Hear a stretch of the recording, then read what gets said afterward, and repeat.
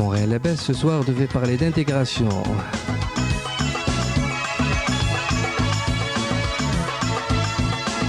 Comme la direction de la radio a su notre sujet, elle nous a dit...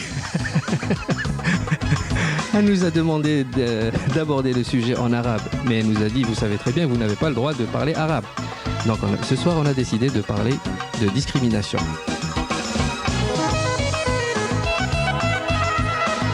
Voici maintenant, mesdames, messieurs, votre animateur préféré, l'animateur sans classe et sans crasse du réseau FM. J'ai cité Selim Mohamed Arab. Alors madame, monsieur, bonsoir et bienvenue à cette nouvelle édition de Montréal Abbesse sur le bon droit FM Radio Centre-Ville, la radio communautaire et multilingue de Montréal, la radio qui dit n'importe quoi dans toutes les langues. Ce soir, comme l'a annoncé tout à l'heure Nasser dans son amorce, bien sûr, on devait parler du problème d'intégration par rapport à la communauté algérienne et maghrébine en général, mais malheureusement, vu l'agenda très chargé de nos invités, donc on a préféré reporter cette émission pour une date ultérieure. Donc aujourd'hui, comme d'habitude, il va y avoir les nouvelles de Abdelkrim Bilal, les nouvelles aussi sportives avec Mouloud, la poésie de Julie et bien sûr la chronique El Belbala. Et bien sûr, vos appels téléphoniques à partir de 23h15 au 495 25 97. Et notre numéro de fax, c'est le 495 24 29. La question qu'on vous pose ce soir, puisque nous vivons dans un Québec démocratique, ouvert, tolérant, etc. Avez-vous, issus de la communauté algérienne et maghrébine, déjà été victime de discrimination ou d'un comportement raciste ici à Montréal ou au Québec en général? Et cette semaine, la province du Québec, tout d'un coup comme ça, elle est devenue beaucoup plus intelligente que toutes les autres provinces du Canada. Ce n'est pas à cause de Charest, ça je peux vous l'assurer, mais c'est parce que le Québec a donné naissance à son 18e parti. Et ce parti, c'est pas une blague labassienne, s'appelle Bloc Pot. Oui, vous avez bien compris, Bloc Pot. Et ces gens-là, quand on leur demande c'est quoi votre projet de société, ben ils répondent de façon éloquente et ferme, Zotla. Leur première décision, ça sera bien sûr de changer la fleur de lys sur le drapeau québécois avec une plante de marijuana. Et bien sûr, leur hymne national, ça sera la chanson de Kamel Messaoudi, Shisha Hnina Dayman Khalwina.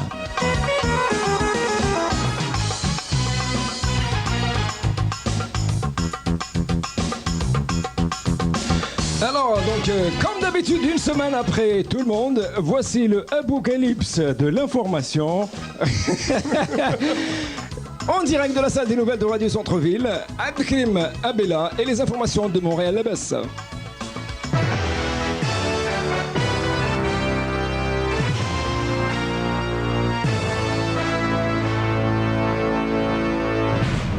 Apocalypse, bonsoir. Bonsoir Salim. Alors, ça va Abdelkrim? Oui, très bien. Donc, on va parler de l'Algérie encore une fois. Cette semaine, 72 personnes tuées en Algérie, dans la wilaya de Djelfa et Saïda. Exactement, Salim. 47 personnes ont été assassinées dans la nuit de jeudi à vendredi dans le village de Bouirat el-Hadab, dans la wilaya de Djelfa, et 11 autres dans un village de Saïda. 27 enfants âgés de moins de 16 ans figurent parmi les victimes du premier massacre. On parle également de 8 femmes enlevées. Le massacre de Saïda a fait en plus 6 blessés, dont 3 sont dans un état grave. Ces tueries sont les plus sanglantes qui aient été signalées depuis plusieurs semaines. Au début du mois, 19 personnes, dont des femmes et des enfants, ont été tuées à l'arme blanche dans la wilaya de Djelfa. Et puis l'Algérie toujours, l'Algérie a réduit sa production pétrolière de 50 000 barils.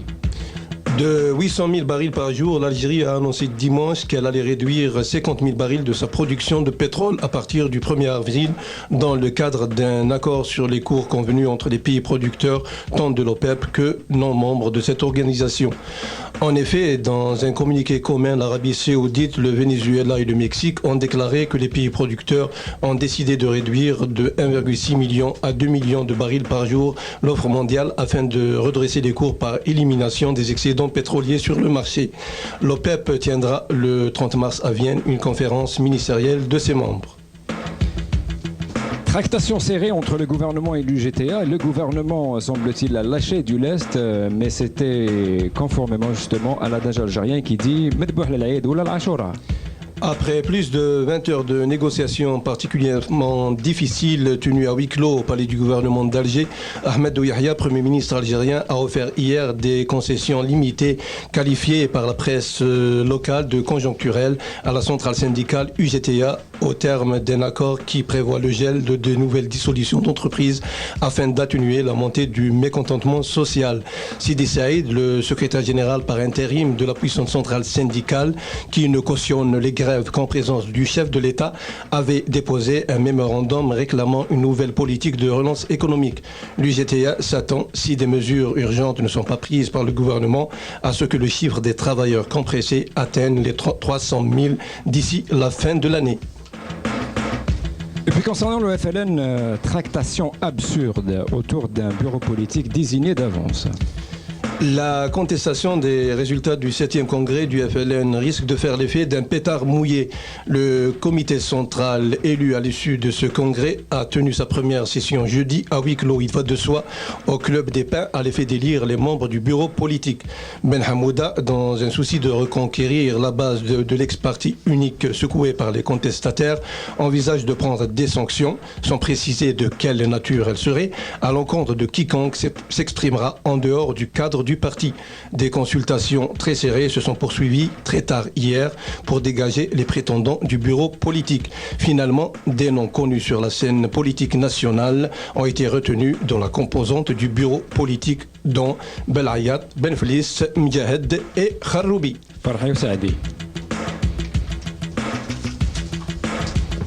Les États-Unis ressortent le dossier de l'envoi d'une commission d'enquête internationale sur les atteintes aux droits de l'homme en Algérie, avec en sus l'hypothèse d'une résolution devant la Commission des droits de l'homme de l'ONU. Omar Belhouchet, directeur du quotidien national El Watan, se verra décerner le 30 avril prochain à Bonn le prix des droits de l'homme pour l'année 98. Ce prix est remis annuellement par la fondation allemande Friedrich Ebert.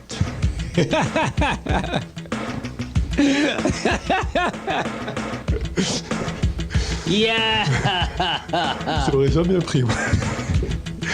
Du nouveau dans le partenariat algéro-coréen, Samsung va concurrencer Daewoo dans la fabrication de téléviseurs en s'associant au groupe algérien Centrax. Dans le cadre d'une nouvelle société mixte Technosolar, le groupe Total s'est engagé à un accord de partenariat avec la société algérienne Synergie pour développer le secteur de la production électrique. Le secteur privé algérien a enregistré un taux de croissance de 2 à 4% selon les secteurs d'activité durant ces 2 dernières années. Cette croissance est proche de l'objectif de 6% fixé par les organisations monétaires internationales pour opérer une relance de l'emploi. Une affaire de vol de marchandises à partir de conteneurs au niveau des zones sous douane d'Alger et de Regaïa vient d'être élucidée par la gendarmerie nationale algérienne. De nombreux douaniers y sont impliqués.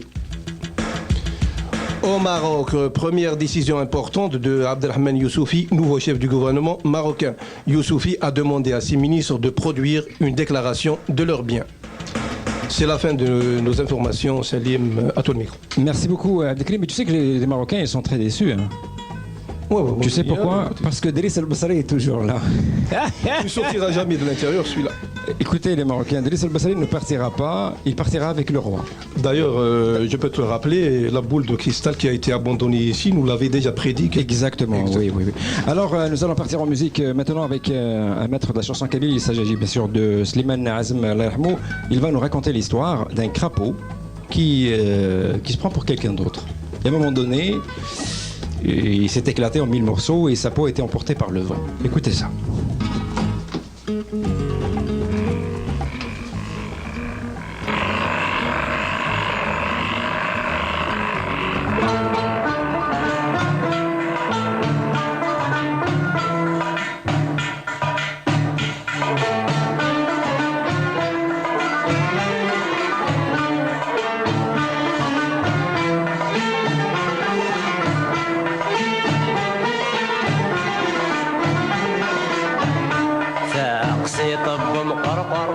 السمعين حاشاكم يتكاس انك يغزر اري السوالي القوم باشا كنا ثني خبار باللي سنادي عوم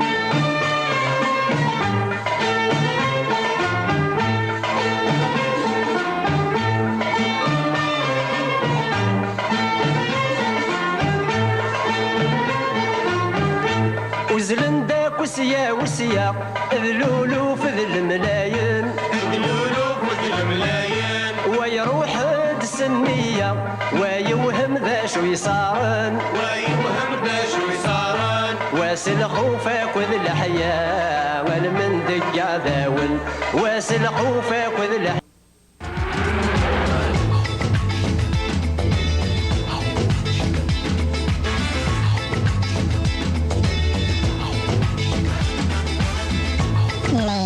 Producteurs associés de la queer sont fiers de commanditer la chronique l'abbatiale intitulée Al-Balbala.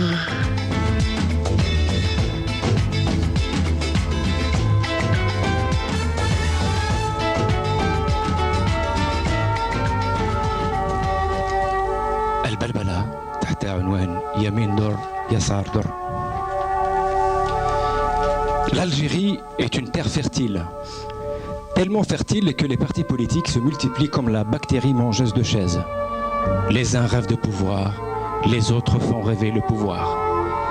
Oh oui, il y a bien sûr la gauche maladroite, et la gauche qui est maladroite, la gauche qui contient le plus grand nombre d'épaves, le plus grand nombre de ruines. Il y a ceux qui souffrent d'une constipation idéologique aiguë. Il y a les indécis qui, quand on leur demande de choisir entre Karl et Marx, exigent sur le champ un siècle de réflexion avant de faire leur choix. Mais il y a surtout ces milliers d'orphelins du marxisme. Le marxisme qui s'est fait harakiri devant les caméras de CNN. Ces milliers de pauvres orphelins font la queue aujourd'hui devant les portes de quelques centres d'accueil pour personnes victimes de l'histoire. Ils font la queue dans l'espoir de se voir adoptés par quelques âmes charitables.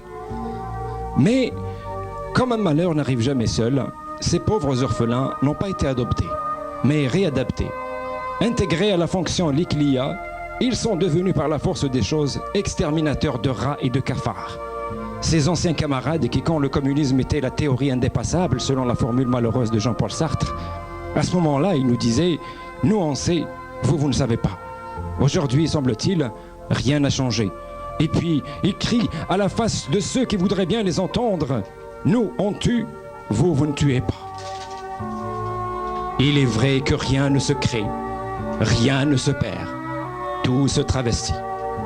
Bien sûr, il y a la droite sinueuse, la droite des raccourcis, la droite parallèle, la droite qui ne tolère pas la rectitude, la droite qui navigue à vue parce qu'elle a le compas dans l'œil, la droite qui se croit belle et sexy et qui se promène dans les rues en exhibant ses charmes, au risque de provoquer des torticolis graves, non couvertes bien sûr par l'assurance maladie. La droite qui distribue des uppercuts au nord et au sud et qui sème à tout vent ses sempiternelles promesses et ses caresses virtuelles. La droite qui achète les usines et qui vend du chômage. La terrible droite capable d'étouffer le droit d'un seul doigt. La droite nous dit chaque jour « Approchez, bande de caves! Buvez Pepsi! Regardez Canal+, et faites semblant d'être heureux! Dansez et mangez sur l'herbe avant que l'herbe ne mange sur vous! » Quelle est belle la droite de mon pays! Belle et bien habile la droite de mon pays. Elle cache de façon très adroite son sale secret. Mais ce soir, comme d'habitude, Montréal-Labesse va le divulguer, ce sale secret. Eh bien, sachez, mesdames et messieurs, que la droite algérienne a été clonée à partir de quelques déchets toxiques oubliés sur un strapontin de la Sorbonne. Alors, faites attention et portez vos masques made in Taïwan. Ici, Montréal-Labesse, qui vous rappelle que chez Jean Couture, on trouve de tout, même un ami. On vous donne rendez-vous la semaine prochaine pour un autre blabla. D'ici là, buvez 7-Up. 7-Up, c'est clair.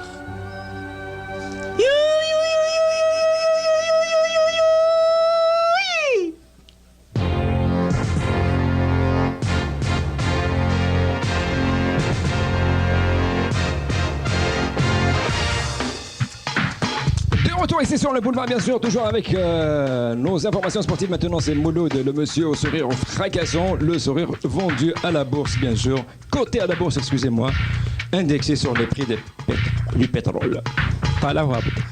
Alors, Mouloud, on a joué les 16e de finale en Coupe d'Algérie. Exact. Vas-y, mon frère. Bonsoir Salim, amis sportifs, bonsoir.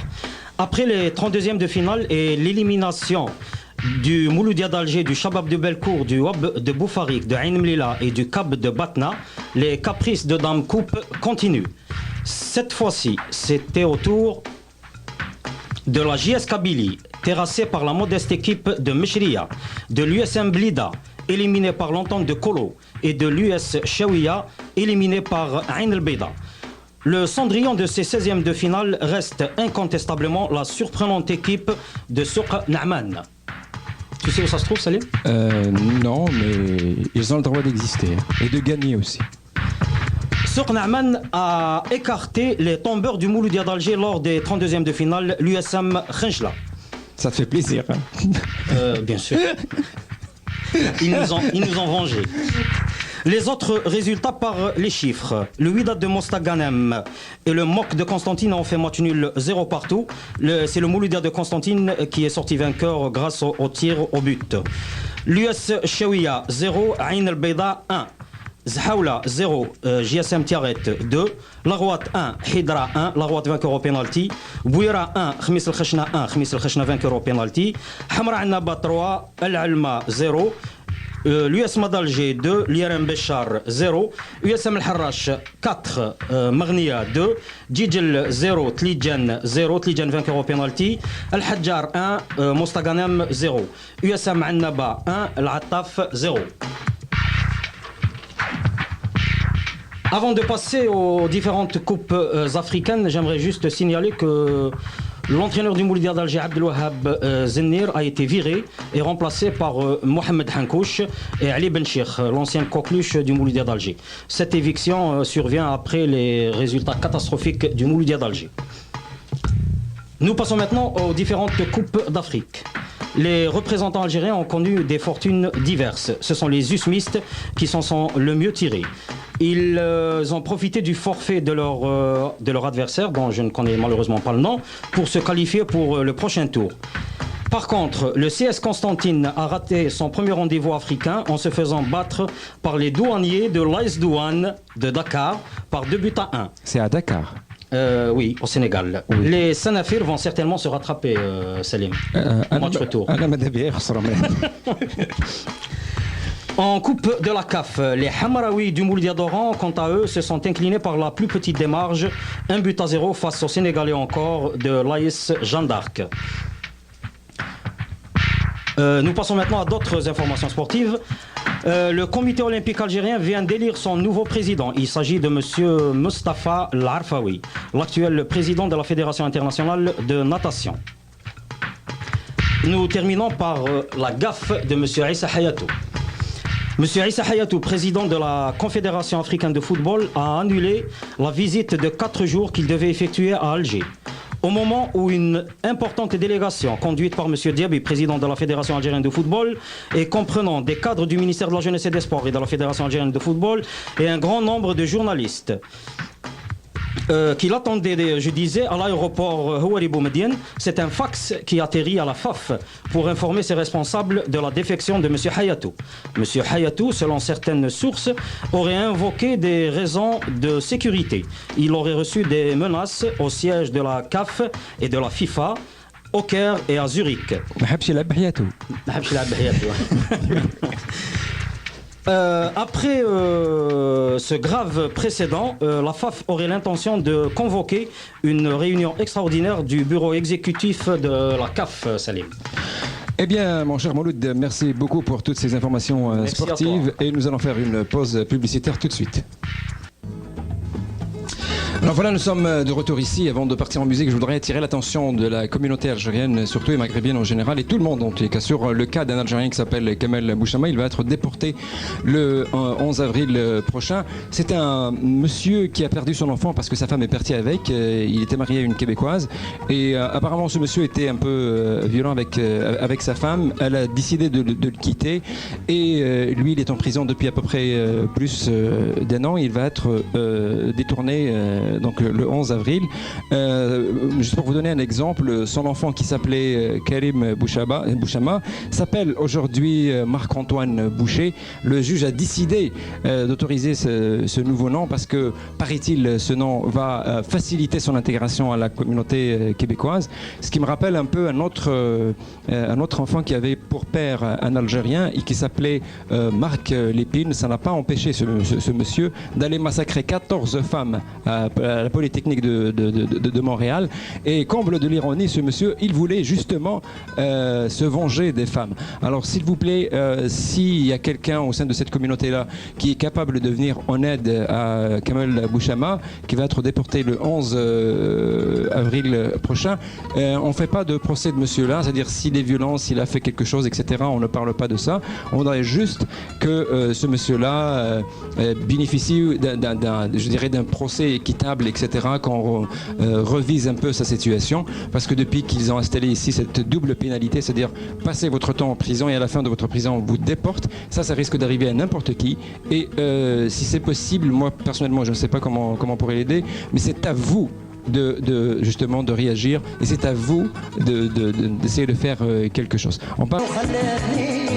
Alors je vous rappelle, vous êtes à l'écoute de Montréal LBS, l'émission la moins intelligente sur le réseau FM, et c'est bien sûr Radio Centre-Ville 102.3 FM. Je voudrais dire bye bye à notre patron qui va nous quitter lundi prochain, Gaston Larel, qu'est-ce que tu veux.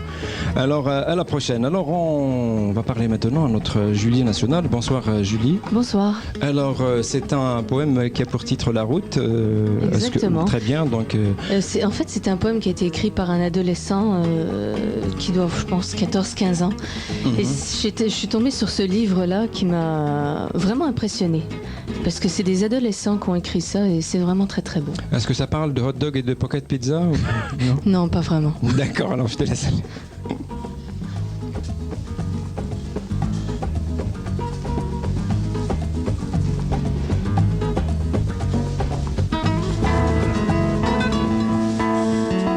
Un matin, on se retrouve seul sur une route que l'on ne connaît pas, sur une route que l'on refuse parce que l'on ne veut pas l'aimer, que l'on refuse parce que l'on a peur et que l'on est lâche, que nous avons le doute en nous, et Dieu sait si nous l'avons.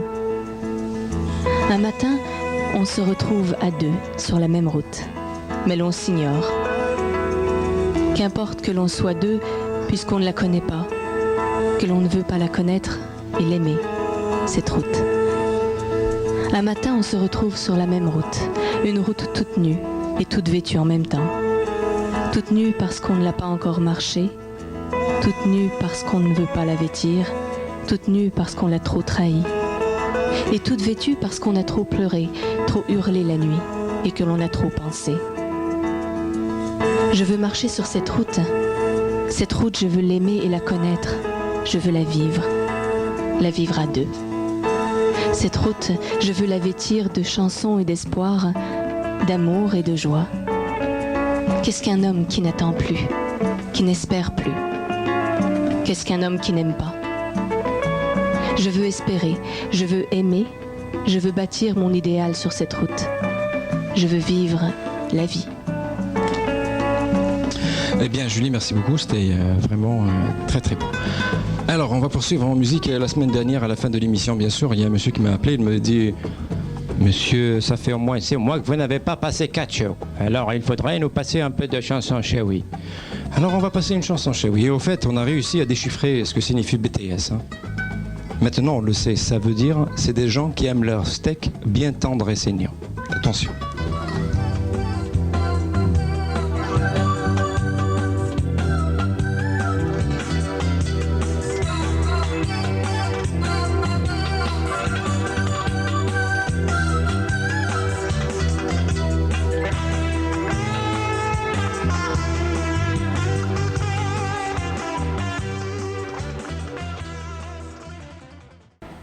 C'était un très beau mixage.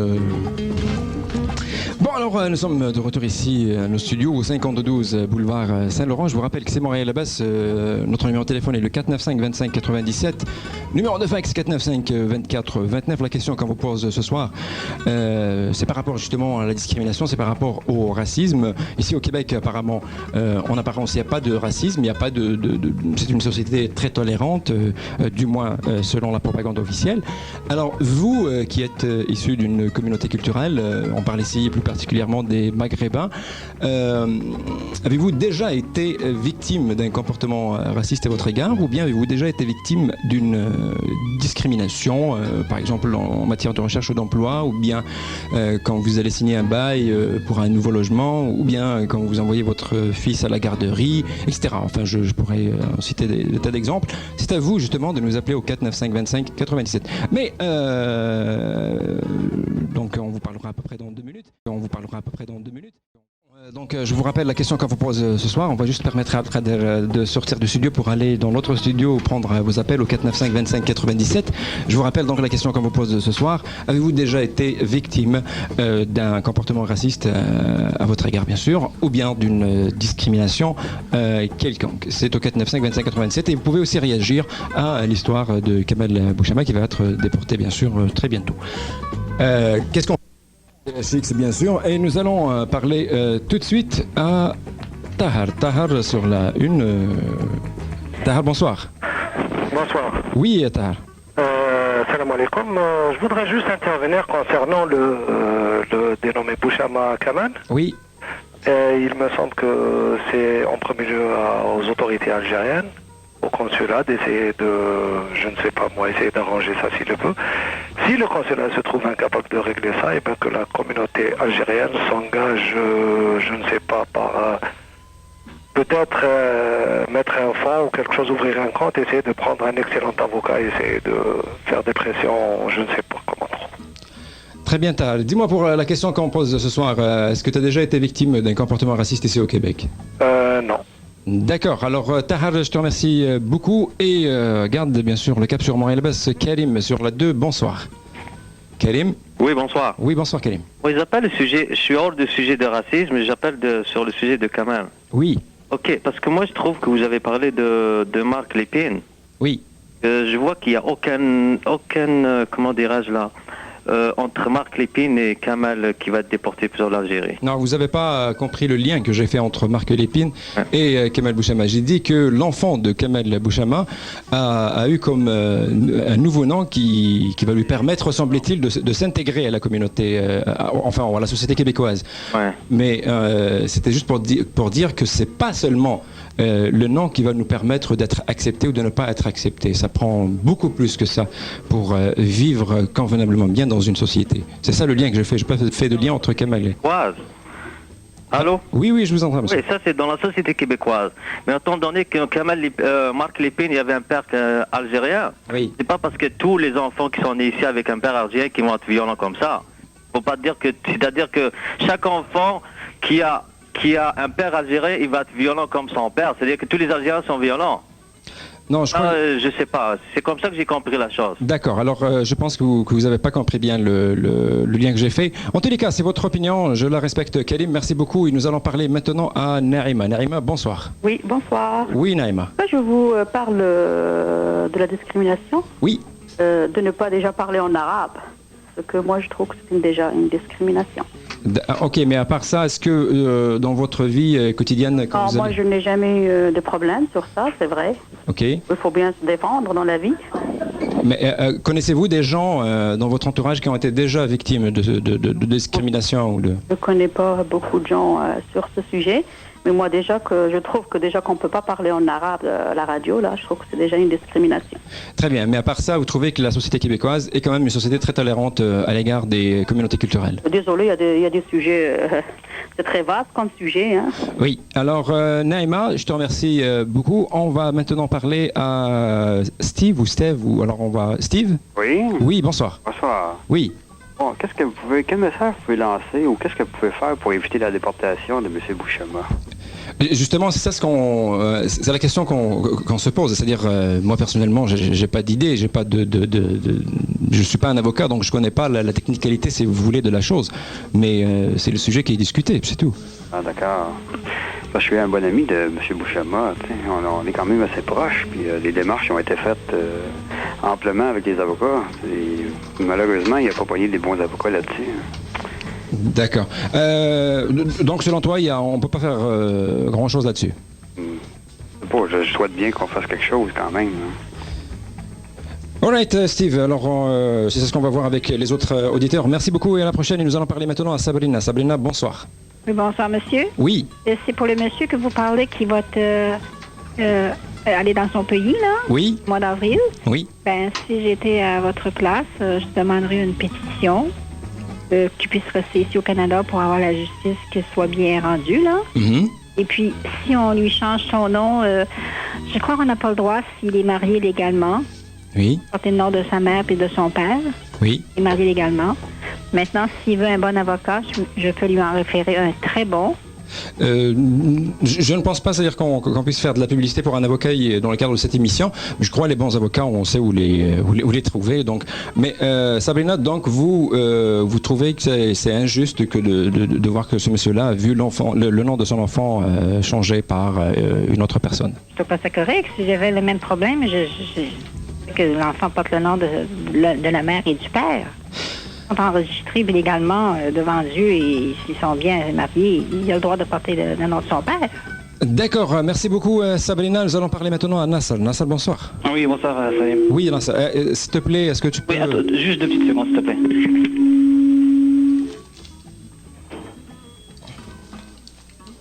Oui, allô.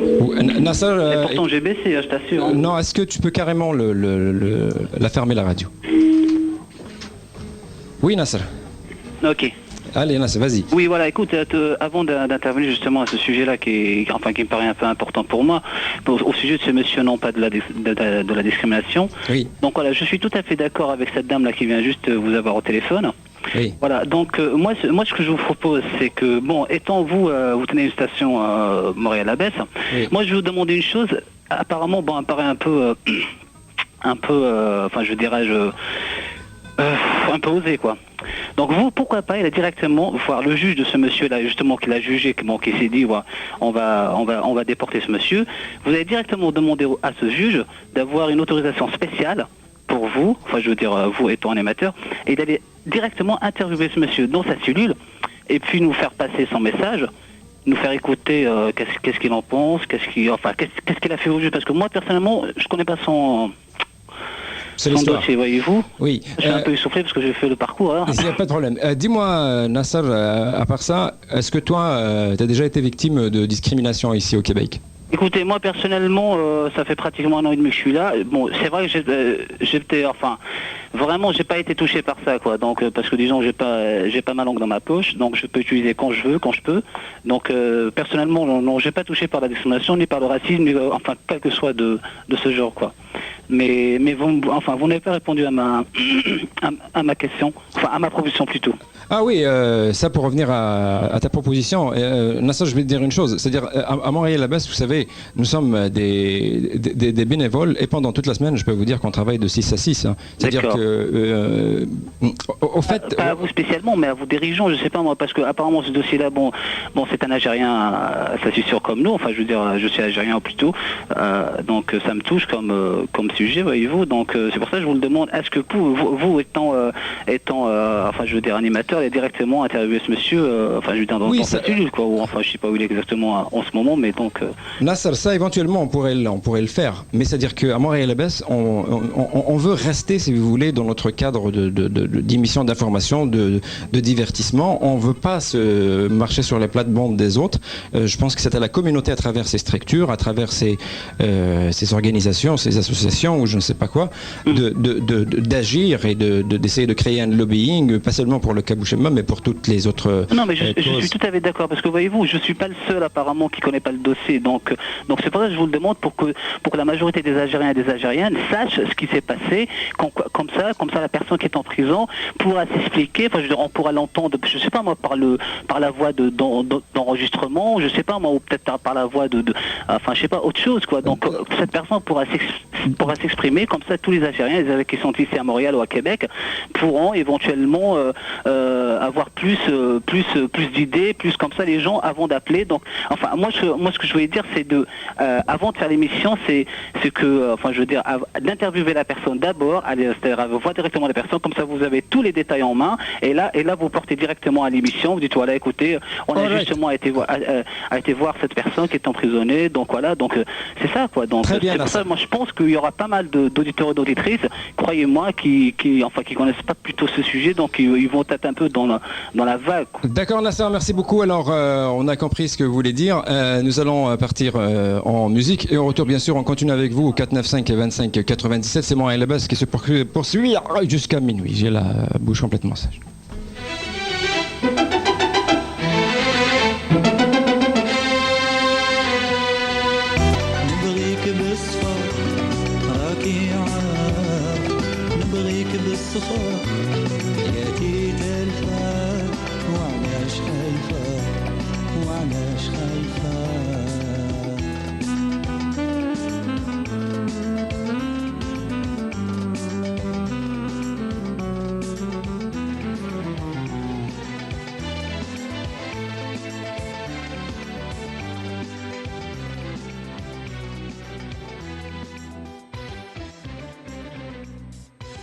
Ici au studio, et je vous rappelle la question qu'on vous pose ce soir. Avez-vous déjà été victime de discrimination ou d'un comportement raciste à votre égard ici au Québec? Alors nous allons parler tout de suite à Hamid. Hamid, bonsoir.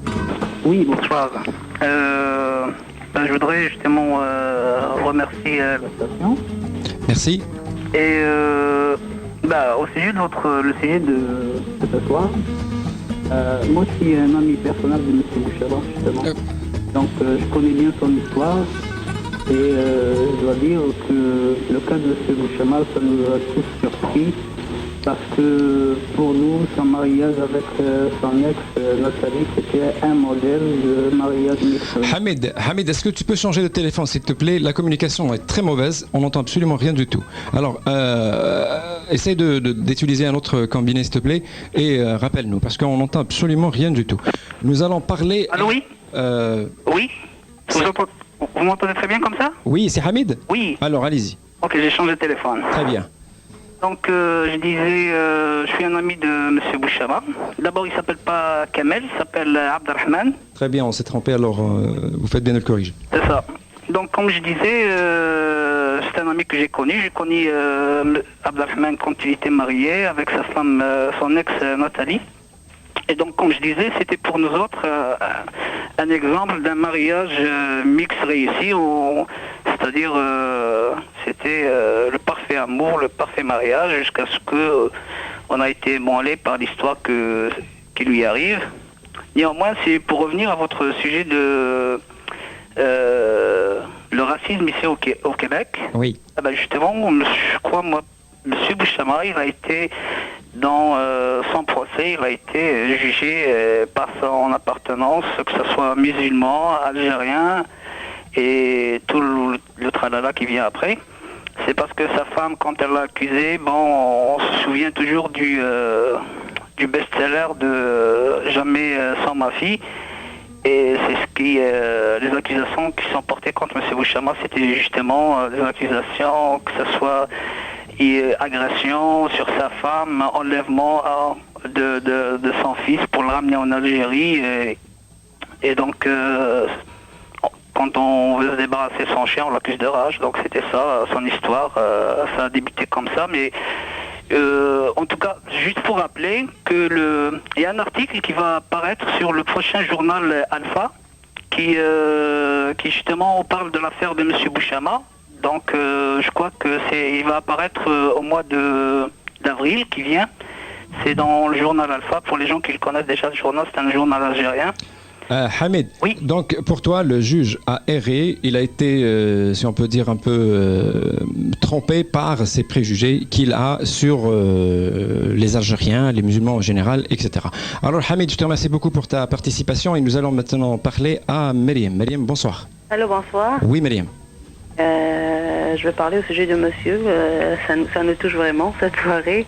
C'est le sujet de la soirée, on peut dire. Nous, on est touchés, mais on ne peut rien faire plus que notre député. Je pense qu'on a un député, on ne sait même pas qu'il existe, ou il est sur son bureau. C'est à lui de bouger, de faire quelque chose. Ou le consul, bien sûr. Le consul, il a bougé lorsqu'il y a eu le décès, et le garçon qui a plongé dans l'eau. Ils étaient capables de l'exporter en Algérie. Donc, ils seront bien capables d'aider ce monsieur-là à vivre sa vie en liberté ici. Je pense que c'est la seule solution parce que nous, on est touchés, mais on ne peut rien faire. Déjà, nous, ici, avec la discrimination, la question du soir, on la vit. Est-ce que vous avez déjà été victime de discrimination au Québec? Personnellement, oui, mais avec plus des yeux, des regards. Et ça existe ici au Québec, mais pas, elle est cachée. Elle est cachée, pas comme en Europe, par exemple. Elle est très cachée, mais elle existe. Priorisé, on est mal vu notre religion, vu nos nouvelles, surtout nous, Algériens, malheureusement, on était bien connus ici comme bon élément, mais depuis les nouvelles qu'on voit directement à la télévision, malheureusement, de notre pays, on est vraiment visé, vu la situation en Algérie, vu notre religion musulmane, vu notre race, notre couleur, ça existe. On va dire que ça n'existe pas, mais elle est cachée. Il ne la montre pas, mais elle est cachée. On n'est pas priorisé. On refait notre vie ici à zéro quand on arrive. Parce que quand on arrive ici, ils nous ouvrent les portes. Bienvenue au Canada. Ils nous donnent le papier, etc. avec les diplômes qu'on a. Mais dès qu'on est au chemin, là, commencement de notre vie, tout est pas bon. Même si on parle bien français, même si on a des bons diplômes, tout est à refaire parce qu'on est des importés, comme ils nous appellent. Très bien, Myriam, merci beaucoup. Nous allons parler maintenant à Mohamed. Mohamed sur la 5. Mohamed, bonsoir. Bonsoir. Oui. Alors là, ce que j'allais dire, Myriam vient de le dire. Et j'ai vécu, pas un seul cas, mais plusieurs cas de discrimination raciale professionnelle. Oui. C'est-à-dire, quand je suis arrivé, comme tout le monde, bienvenue et tout le tralala, là, quelques années après, j'ai sollicité à travailler. Alors, soit on me dit, vous êtes trop qualifié pour moi, soit on me dit, vous n'avez pas assez de qualifications. Et à la fin, j'ai compris que c'est mon prénom qui bloquait tout. Je ne voulais pas croire ça, mais à la longue, on me l'a fait savoir. Eh bien, très bien, Mohamed, merci beaucoup pour ton témoignage. Nous allons parler à Monsieur X. Alors, Monsieur X, bonsoir. Assalamu alaikum. Wa alaikum salam. Moi, c'est sur le cas de il a des problèmes avec l'immigration. Oui. C'est un fait là, bien clair qui est discrimination sur le point. Et puis, pour revenir un peu en arrière, même les organismes gouvernementaux, ils savent qu'il y a de la discrimination. Parce que le 13 décembre 1991, par exemple, si on prend Mme Monique Gagnon, ministre des Communautés culturelles du Québec, elle a annoncé que certains organismes gouvernementaux retourneront bientôt sur les bancs d'école pour y apprendre à mieux se comporter avec les citoyens des différentes communautés culturelles et à combattre les préjugés raciaux qui affligent de plus en plus leur milieu et l'ensemble de la société québécoise. Sur un autre point, elle déclare aussi que le Québec n'est pas une société plus raciste qu'une autre, a déclaré Madame la ministre. Toutefois, ajoute-t-elle, les manifestations ponctuelles de racisme et de discrimination que nous voyons joindre à l'occasion méritent que nous nous interrogions sur ce problème. Dans la même ligne de conduite et dans un message lu par Madame Monique Gagnon, l'honorable ex-premier ministre défunt, Bourassa, a pour sa part déclaré « C'est en faisant preuve de vigilance, de persévérance et de solidarité que nous arriverons à changer les attitudes et les comportements d'intolérance qui, malheureusement, existent dans notre société démocratique. » Assalamu alaikum. Merci beaucoup, Mohamed. Et nous allons, Monsieur X, pardon. Nous allons parler à Mohamed. Mohamed, bonsoir. Bonsoir, félicitations pour votre programme. Merci. Bon, j'ai entendu vaguement cette histoire. Je crois que c'est un cas de flagrant de discrimination. Maintenant, peu importe ce qui s'est passé pour l'histoire de ce monsieur. Oui, c'était un exemple, mais on parle de discrimination en général aujourd'hui. Oui, moi je n'ai jamais subi de discrimination. Ça fait 31 ans que je suis au Canada. Personnellement, je n'ai peut-être des farces comme ça, mais quand on a la réplique, vraiment. Mais d'après ce que je vois, ce monsieur-là il a subi c'est un cas flagrant de discrimination. Et pour changer le nom de son fils, je pense, les lois demandent l'autorisation au père, l'accord du père pour changer le nom d'un enfant. Prendre l'accord du père. Oui. Soit changer le nom ou le baptiser à l'église, par exemple. Il faut absolument l'accord du père. D'accord, Mohamed, je vous remercie beaucoup d'avoir témoigné dans le cadre de cette C'est au tribune député à téléphonique. faire son travail pour ce qui est du reste, de l'aider à cette personne-là. D'accord, alors, puisque tout le monde compte sur son député, bien souhaite que le député... Bon, là, c'est pour faire leur travail, hein, j'imagine. Oui, pourquoi pas. Alors, on va donner du temps encore au député. On va lui souhaiter du courage à cette personne-là. Très bien, merci beaucoup Mohamed. Alors on va poursuivre en musique et je dis bien sûr à Karim, Abdelkader Nasser et les autres qui attendent au téléphone de se montrer patients avec nous. On revient à vous juste après cette chanson au 495 25 97.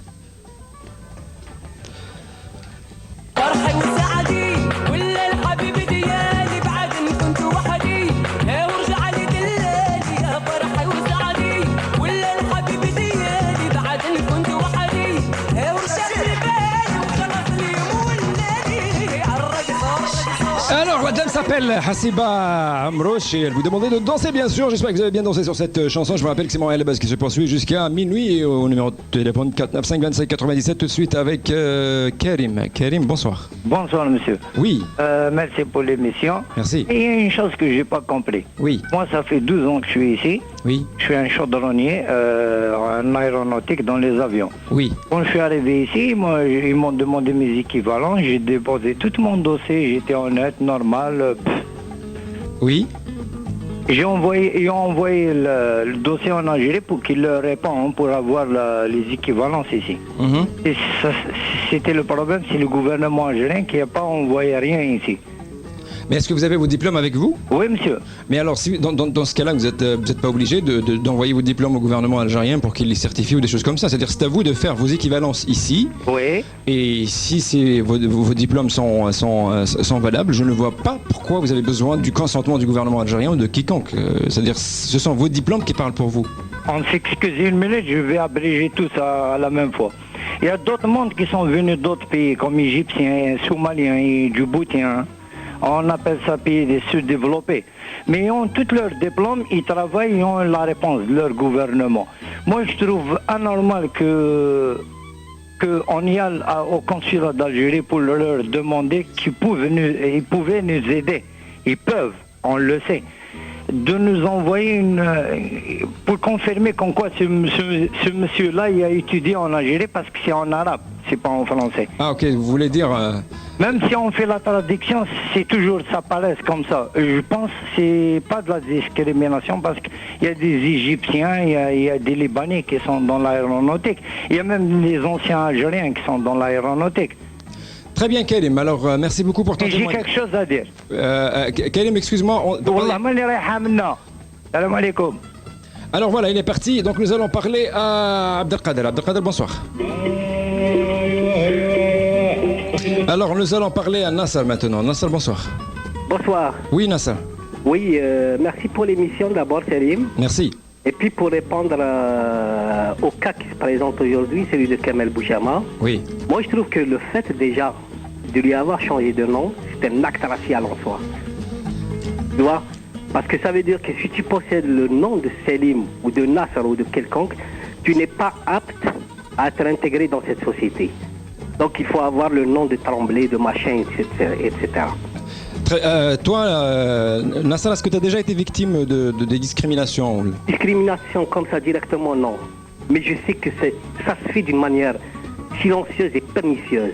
C'est en catimini, c'est latent. D'accord, Nassar, je te remercie beaucoup. Et à la prochaine, nous allons parler maintenant à Nassim. Nassim, bonsoir. Bonsoir. Oui, Nassim. Je vous remercie pour proposer le sujet de Bouchama. J'aimerais bien faire appel pour une marche. Salim. Oui, mais Nassim, oui, on vous écoute, mais il y a juste un petit problème avec votre téléphone. Allez-y, dites ce que vous avez à dire. Oui, j'aimerais bien, si quelqu'un, vous par exemple, vous faites un appel pour une marche ici à Henri Bourassa devant la prison ici pour, je sais pas, dire quelque chose aux gens comme ça. Et faire intervenir sur le champ, c'est pas à la radio qu'on parle comme ça change rien du tout. Non, c'est à la communauté de s'organiser, c'est-à-dire Nassim. Mais il y a quelqu'un, il faut une tête pour organiser ça, il faut quelqu'un qui appelle pour des choses comme ça, nous on peut rien faire. Exactement Nassim, alors... À l'antenne, tu peux lancer un appel, je sais pas. Nassim, je pense qu'il y a des gens qui ont entendu ton message, et puis juste pour te dire qu'il y a une chose. On peut pas, c'est-à-dire on peut pas être mêlé, on peut pas être impliqué à tous les niveaux. Moi, à chaque fois que j'entends quelqu'un proposer à ce que les membres de l'émission Montréal Labas fassent des choses pour venir en aide à la communauté algérienne ou maghrébine, ça me prouve juste une chose, c'est que cette communauté est livrée à elle-même. C'est à elle de s'organiser. Vous avez des associations, vous avez un député, vous avez je ne sais pas quoi. Ces gens-là, il faut les faire travailler. C'est à vous de les faire bouger, parce que ces gens-là, ils parlent à votre nom. Quand ils vont voir des institutions pour chercher des subventions ou bien pour faire des choses, ils parlent et utilisent justement la communauté algérienne. Oui, Salim, si tu permets, est-ce que tu m'entends là? Bien sûr, très très bien. Moi, je m'entends même pas. Ça, c'est Nassar. Oui. Oui, justement, je voulais te dire que la semaine prochaine, on risque d'annoncer quelque chose. Eh ben, il risque d'y avoir des gens de Montréal, parce que comme tu l'as dit, qui ont pris les mains en choses, les choses en main plutôt. Très bien. Et on va pouvoir peut-être la semaine prochaine annoncer quelque chose dans ce sens. Mais tu parles pas du cas de Bouchama, tu parles de la communauté algérienne? Non, dans le cadre général de la communauté. D'accord, alors j'aimerais bien savoir c'est quoi. Pour le moment, moi je ne le sais pas. Mais alors, nous allons parler à Shanaïa. Shanaïa. Allô? Oui, bonsoir. C'est pas Shanaïa, c'est Sheima. Sheima, excuse-moi. Alors, moi, pour la première question, je peux pas vous répondre parce que je sais vraiment pas c'est quoi le sujet. Mais en tout cas, pour la discrimination, moi j'ai été victime de cette discrimination. C'était vrai comme l'a dit Myriam, c'était pas en parole, c'était avec les yeux. C'est pire encore parce que tu te sens visé. Oui. On parle vraiment d'un pays, de toi, mais indirectement tu le sens, tu le sens avec les gestes, tu le sens avec les yeux, tu te sens visé. Ça c'est pire que te dire toi sale arabe ou n'importe quoi. C'est pire. Moi je pense que c'est pire ça. Mm-hmm. Tu te sens, ça te fait marcher psychologiquement plus que l'acte. C'est pire ça. Et moi, ça c'est mon avis. Très bien, Sheima. Alors, je te remercie beaucoup. Nous allons parler à un autre Karim. Il y a plein de Karim. Hein. C'est Karim sur la 5. Karim, bonsoir. Allô, bonsoir. Oui. Salim. Oui. Voilà, je voudrais intervenir concernant M. Bouchama. Oui. Et pour vous dire que, vous ne nous avez pas encore présenté tous les éléments concernant le dossier. Donc, si vous voulez que les gens interviennent dans ce sens, il faudrait au moins qu'ils aient un minimum d'informations concernant la question. On ne peut pas intervenir si on ne sait pas qu'est-ce qu'il a fait exactement. Tu as tout à fait raison, Karim.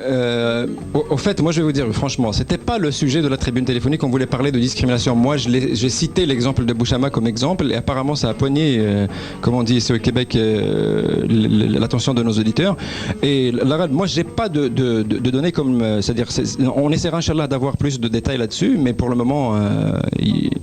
Ce que je voulais dire, c'est que on ne peut pas défendre quelqu'un uniquement parce qu'il est algérien. Non, ça, écoutez, moi je serai le premier, non pas à défendre, mais à attaquer un Algérien en justice ou bien ailleurs, si ce monsieur-là se comporte de façon indigne ou de façon violente ou de façon... C'est pas, non, on n'agit pas par tribalisme. Voilà. C'est-à-dire, on agit parce que, quand même, ce monsieur-là, c'est-à-dire, on a donné son exemple, il y a plein d'autres, c'est un Algérien, et puisque la société québécoise, à travers ses institutions, a peut-être, ce monsieur-là a été lésé dans ses droits, c'est pour ça qu'on en a parlé. C'est-à-dire, si ce monsieur est vraiment un monsieur violent, un criminel, etc., eh bien, il mérite son sort. Mais c'est pas ça le propos si tu veux, de l'exemple. Quand vous dites que c'est un gars qui est lésé. Non, c'est-à-dire c'est un gars qui est lésé. Écoutez, on sait, les Indiens sont lésés quand même. C'est-à-dire, on peut toujours, si vous savez, en cours, si vous avez un avocat habile, il est capable de gagner une cause, même si elle est perdue. C'est ça ce que je voulais dire. Ça arrive, oui. Exactement. Alors, merci beaucoup, Karim. Alors, nous allons parler à Hamid. Hamid, bonsoir. Bonsoir, Salim. Bonsoir à toute l'équipe. Bon, je mets quand même un petit point. Là, j'avais un ami qui voulait parler tout à l'heure. Vous l'avez coupé quand même assez rapidement. Quoique, bon, c'est pas grave. Mais ce que je voulais dire par rapport au sujet là que vous mettez aujourd'hui sur la table, c'est que par rapport aux gars, là, aux jeunes à qui on voulait changer de nom, je trouve que ça c'est vraiment inadmissible et je suis sûr qu'il y a quand même assez d'associations ici au Québec pour prendre ça en charge et parce qu'il y a quand même des communautés culturelles qui ne voudraient pas que cela arrive à eux aussi. D'un autre côté, là, en termes de discrimination, je ne peux pas dire que la société québécoise est quand même, disons, raciste ou xénophobe. C'est une société quand même qui est assez accueillante. Il se trouve que pour certains, ils sont quand même réticents à accepter des étrangers. Moi, personnellement, j'ai été dans un cours où il fallait faire des groupes, où j'étais le seul à ne pas trouver des partenaires avec qui faire un groupe de travail. Mais à la fin, c'est tout le monde qui se jetait sur moi pour m'avoir dans son groupe. Oui. Donc c'est tout à fait normal qu'il y ait quand même certains comportements, disons plus ou moins de rejet. Mais globalement, la société québécoise est une société accueillante et ça, il faut le reconnaître. Très bien, Hamid, je te remercie beaucoup pour ton témoignage. Nous allons parler maintenant à notre Karim. Karim, bonsoir. Bonsoir. Oui, Karim, vas-y. Allô? Oui, Karim. Bonsoir, Salim. Bonsoir. Ça va? Ça va et toi? Ça va très bien. Et vous? J'ai dit, voilà, pour dire une chanson, seulement moi, la politique, c'est-à-dire, c'est pas mon domaine. Allez, vas-y, dis ta chanson. Et mes amis, vraiment que j'ai pas... c'est pas dire pour dire à mon ami Karim et Hossein Didou, Minou. Voilà, et pour votre question, c'est quoi? Mais alors écoute-moi, Karim, il reste encore 30 secondes. On va terminer avec une dernière auditrice et c'est la fin. Lila, bonsoir. Salut. Oui. Salut Salim. C'est juste pour apporter une petite précision par rapport au cas de ce soir. Bon, on n'a pas toutes les données apparemment, donc vous n'avez pas brossé tout le portrait du cas.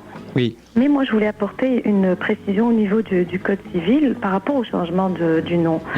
Alors, je ne sais pas si ça peut intéresser grand monde là-dedans, mais bon.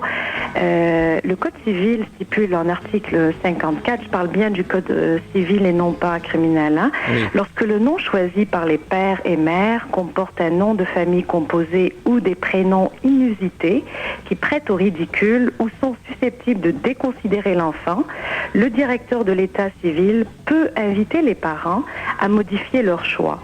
Si ceux-ci refusent de le faire, il a autorité pour saisir le tribunal du différend qui l'oppose aux parents et demander l'attribution à l'enfant du nom de famille d'un des deux parents ou des deux prénoms usuels selon le cas. Donc moi je pense que le tribunal doit absolument être dépositaire d'une demande, d'une requête de la part des parents ou l'enfant s'il est en âge de le faire. Mais je ne sais pas comment cette personne a été invitée à changer de nom comme ça de facto, mais en tout cas, c'est un petit peu,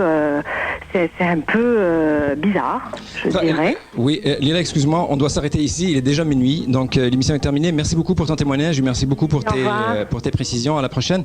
Alors voilà, écoutez, je tiens d'abord à, puisque Abdelkrim souhaite un prompt rétablissement à toute l'équipe de Montréal, la base d'ailleurs, à la jeune Khadija qui est à l'hôpital, la princesse de Rosemont.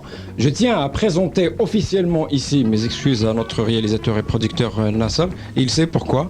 Et dernière nouvelle, suite au massacre qui a eu lieu, bien sûr d'enfants qui a eu lieu en Arkansas, eh bien le gouvernement algérien milite actuellement pour l'envoi d'une commission d'enquête internationale sur cette question-là. Sur ce, on se quitte et je vous souhaite une agréable semaine.